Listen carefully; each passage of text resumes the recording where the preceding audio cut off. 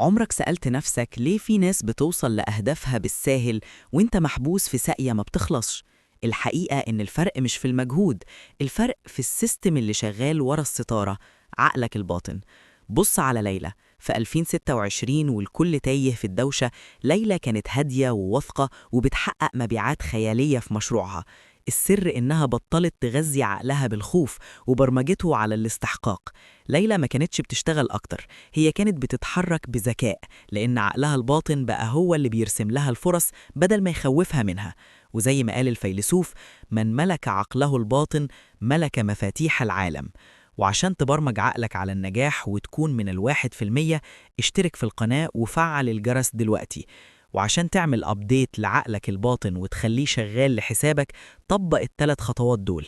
فلترة الضوضاء الرقمية، بطل تتابع أخبار سلبية أو فيديوهات الإحباط، لأن عقلك الباطن بيسجل كل ده كأنه واقع، وده بيفرمل نجاحك من غير ما تحس.